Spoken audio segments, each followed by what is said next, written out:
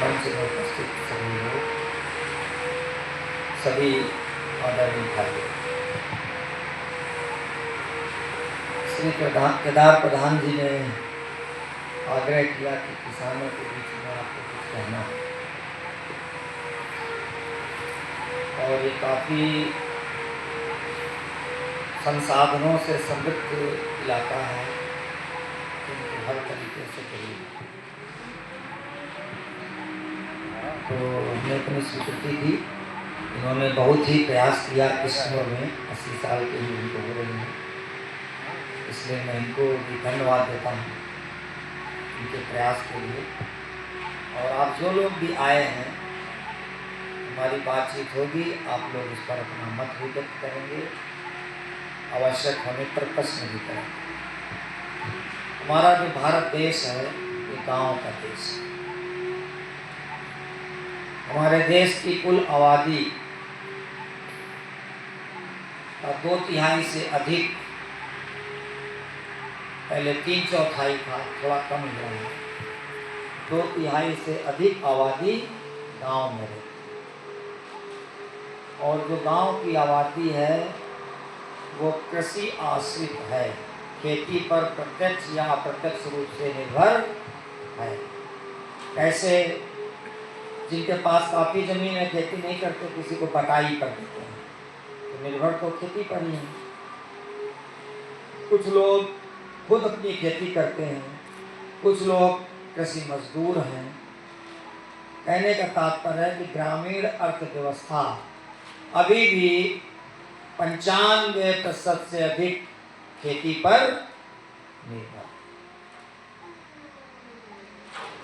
अब हम भारतीय अर्थव्यवस्था का मूल्यांकन करें। हमारी भारतीय अर्थव्यवस्था का जो प्राथमिक क्षेत्र है उसको कृषि बोलते हैं, खेती। जो द्वितीय क्षेत्र है उसको विनिर्माण या उद्योग बोलते हैं, और जो तृतीय क्षेत्र है उसको सेवा क्षेत्र या बाजार बोलते हैं। आज हमारे जीडीपी में, जीडीपी का मतलब हो गया सकल घरेलू उत्पाद। हमारे देश के अंदर जो उत्पादन हो रहा है उस उत्पादन में कृषि क्षेत्र की भागीदारी महज अभी 17.5% है। जो उद्योग क्षेत्र है उसकी भागीदारी 28% है, 27 से 28। और जो बाजार क्षेत्र है उसकी 55 से 57% के बीच। आप अनुमान लगा लीजिए कि 2/3 आबादी की आमदनी मात्र 17%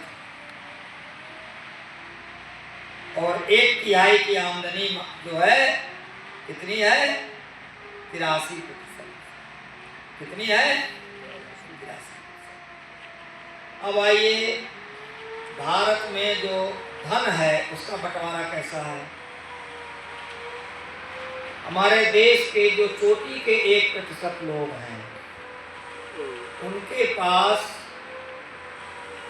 41.1% संपत्ति है, आधे से थोड़ा ही कम, 1% लोग के पास। और ये 1% को लगा के चोटी के जो 10% लोग हैं उनके पास है 72.2%, 10% लोगों के पास। और जो बीच के 40% लोग हैं उनके पास महज 22.1%, 1 या 2%, 22.2% संपत्ति। नीचे के जो 50% आबादी है उनके भारत की कुल संपत्ति की भागीदारी मात्र 6.5%। अब कल्पना कीजिए कि ये 50% लोग कहाँ रह रहे हैं? कौन है? किसान या कृषक मजदूर। इनके पास देश की संपत्ति कितनी है? 6.5%। ये जो अव्यवस्थित बंटवारा है, ये बंटवारा क्या आजादी के पहले भी ऐसा था? नहीं। जब भारत आजाद हो रहा था उस समय जो कृषि क्षेत्र है उसकी जीडीपी में भागीदारी 58% थी। कितनी थी? 58%। जो आज बाजार क्षेत्र की है वह उस समय कृषि क्षेत्र की थी। धीरे धीरे जो हमारे बजट का कृषि और कृषि संबंधित क्षेत्र में 30-35% हिस्सा खर्च होता था, धीरे धीरे अभी जो है वो आके 13-14% में सिमट गया। आप देखते हैं कि हम जो चीज खरीदते हैं उस पर हम टैक्स देते हैं। उस टैक्स को क्या बोलते हैं? दो ही प्रकार के टैक्स आप देते हैं, एक है प्रत्यक्ष कर, एक है अप्रत्यक्ष कर। जो यदि कोई अर्थशास्त्र के विद्यार्थी होंगे उनको ये चीज बढ़िया से मालूम होगी। प्रत्यक्ष मतलब सीधे देते हैं, इनकम टैक्स, नाका चुंगी सीधे जो देते हैं वो क्या है? रोड टैक्स वगैरह जो गाड़ियों का देते हैं वो क्या है? सब प्रत्यक्ष कर। और अप्रत्यक्ष कर क्या है? Service tax. आप सामान खरीदते हैं उसमें कर ले लिया जाता है, आपसे लिया जाता है कि नहीं लिया जाता? जो भी सामान आप खरीदते हैं, जो भी कुछ यात्रा करते हैं, होटल में रुकते हैं, कहीं भी आप बाजार की कोई भी चीज का इस्तेमाल करते हैं तो आपको सेवा कर देना पड़ता है। आबादी ज्यादा कहाँ है? गांव में। खरीदारी ज्यादा करने वाले लोग कौन है? गांव में। टैक्स ज्यादा देने वाले लोग कौन है? गांव में। और वो सब कौन है? किसान। किंतु आप शहरों में जाइए, महानगरों में जाइए तो वहां मिट्टी देखने को नहीं मिलेगी। फ्लाईओवर के ऊपर फ्लाईओवर बना हुआ है, गगनचुंबी बिल्डिंगें, इमारतें बनी हुई हैं, और यहाँ एक बार बना दिया जाएगा तो मेंटेन करने वाला कोई नहीं रहता। ऐसा है कि नहीं? ये नेग्लेक्टेड एरिया है। ऐसा क्यों है? क्या आजादी के समय यही व्यवस्था थी? बिल्कुल नहीं थी। जो बुजुर्ग लोग हैं उनसे मैं गुजारिश करूंगा कि वो अपने बचपन पर जाएं। मैं अपने बचपन पर जाके आपको कुछ बताना चाहता हूँ। हमारे बचपन के समय ग्रामीण अर्थव्यवस्था क्या थी कि गांव में ही जूता मिलता था, गांव में ही कपड़ा मिलता था, गांव में ही हल बनता था, गांव में ही खुरपी, हंसिया, फावड़ा सब बनता था, गांव में ही बर्तन, क्योंकि उस समय मिट्टी के बर्तन यूज किए जाते थे खाना बनाने में, बर्तन गांव में मिलता था। कौन सी तेल पेरने वाला जो था वो गांव में ही था, गांव में ही था। वो सरसों लेता था और उसका कुछ अंश उसको मिलता था, इसके बाद वो तेल निकालता था। तो जितने हमारे बाजार की आवश्यक चीजें हैं वो कहाँ मिलती थी? गांव में। कैसे मिलती थी? पैसा लगता था? नहीं। अनाज देके साल में 2 बार या 1 बार, एक फसल होती है तो 1 बार, जहाँ 2 फसल होती है वहां 2 बार अनाज उनको दिया जाता था। वो बर्तन देते थे, हल बनाते थे। जितना किसान के पास नहीं अनाज होता था उससे ज्यादा उनके पास हो जाता था। कपड़ा भी गांव में बुना जाता था, बुनकर थे गांव में, जूता गांव में बनता था। हमारे जो आवश्यकताओं की वस्तुएं थी वो गांव में उपलब्ध।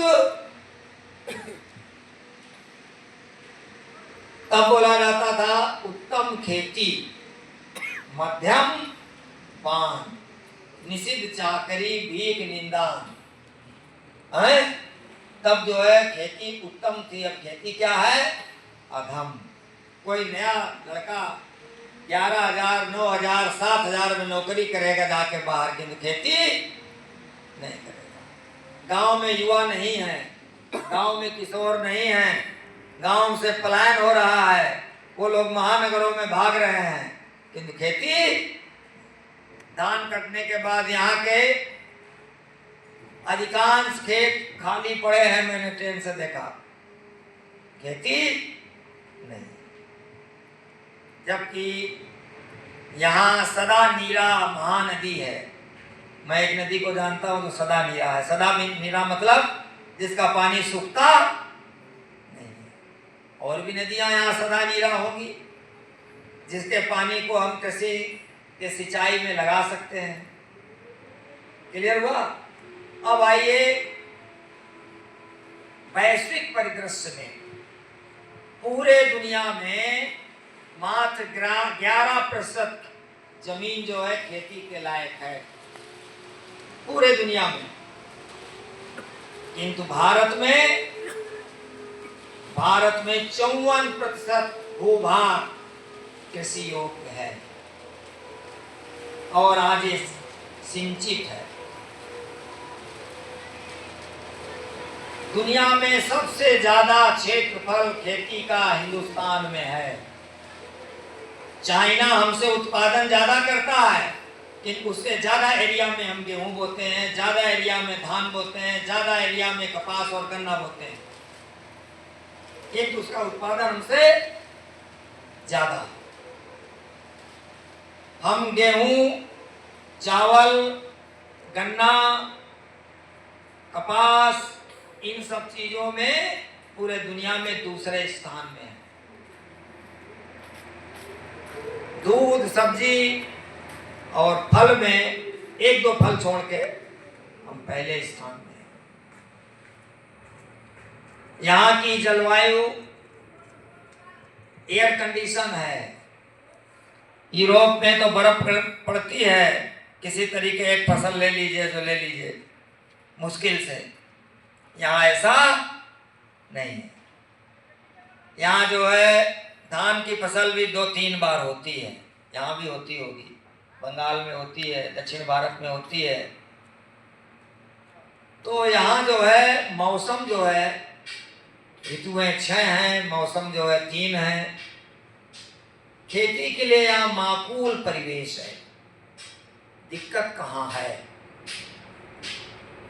भारत की अधिसंख्य आबादी गरीब क्यों है, फटे हाल क्यों है, इसकी दुर्दशा क्यों हुई, क्या करना चाहिए कि ये दुर्दशा दूर हो, ये विचारणीय प्रश्न है। ये जो भारतीय अर्थव्यवस्था थी अंग्रेजों के पहले, ये आत्मनिर्भर थी। एक प्रकार का सहयोगात्मक व्यवहार होता था गांव में।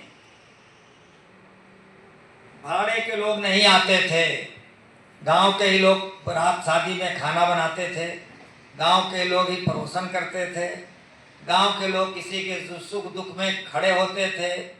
एक समाज था। गलत कह रहा हूं तो आप लोग बोलिएगा, जिनको अपने बचपन की याद होगी, मुझे बढ़िया से है।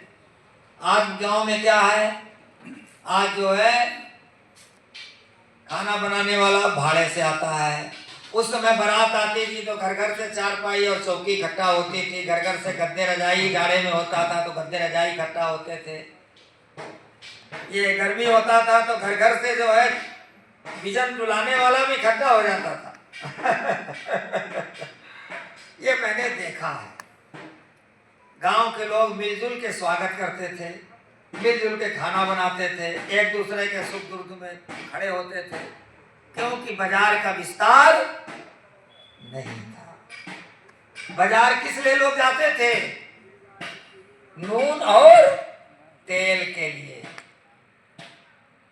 नून जो है नमक, देसी तरीके से भी नमक पैदा होता था। नमक बनाने वाले लोग भी थे, नमक बनाने वाले भी वैज्ञानिक थे, जिनको नुनिया बोलते थे। वो रे से नमक बनाते थे। किंतु जब जो है यातायात का साधन कुछ बढ़ा, पहले खच्चर और गाड़ियों से आता था तो समुद्र किनारे से ढोना बड़ा मुश्किल होता था। जिस गाड़ी में नमक लाद दिया गया वो गाड़ी जो है 2-3 बार के बाद खत्म हो जाती थी। तो जब साधन पैदा हुआ तब नमक आना शुरू हुआ, तो नमक बाजार में बिकने लगा। और यहाँ जो मारवाड़ी लोग आए वो पहले नमक का ही व्यापार करने आए। सबसे पहले नमक का ही व्यापार करने आए। जो 200-250 साल पहले लोग आए थे वो केवल लुटिया और डोर लेके आए थे और नमक बेचते थे। उनका एक चैन था, व्यापारियों का जो गाड़ी सामान ढोता था, वो चैन उन्हीं लोगों का था जो यहाँ पहुँचाता था। वो नमक बेचते थे और साथ साथ तेल बेचते थे, जिस तेल का नाम था मिट्टी का तेल। मिट्टी के तेल के पहले सरसों का तेल, रंडी का तेल, ये तेल घरों में यूज किया था जलाने के लिए। खूब पैदा होता था रंडी। बाद में जो है, जो मिट्टी का तेल आने लगा तो धीरे धीरे इसकी खेती नेग्लेक्टेड हो गई। तो हम अपनी आवश्यकताओं के अनुरूप कृषि उपज करते थे। हम बाजार में आत्मनिर्भर नहीं थे, तो हम सुखी थे। आज क्या है? आज आत्मीयता समाप्त है, समाज समाप्त है। किसी के यहाँ शादी होता है तो कोई पूछने नहीं जाता कि कोई मदद करें, सब चीज़ बुक कर दी जाती है। खाना बनाने वाला, खाना खिलाने वाला, टेंट, तोशक, तकिया, रजाई सब बुक है। गांव गांव टेंट हाउस खुला है कि नहीं खुला है? तब पहले क्या होता था कि बड़े बड़े परिवार होते थे, एक एक के घर में जो है 30-30, 40-40, 50-50 लोग खाना बनाते थे। तो किसी के यहाँ जो है बड़ा खाना बनने के लिए बड़ा जो होके, उस समय तांबे का बर्तन होता था, एल्युमिनियम नहीं चलता था, तांबा और पीतल, उन सब बर्तनों को मांग लिया जाता था। कढ़ाई मांग ली जाती थी, लोगों घरों में होती थी।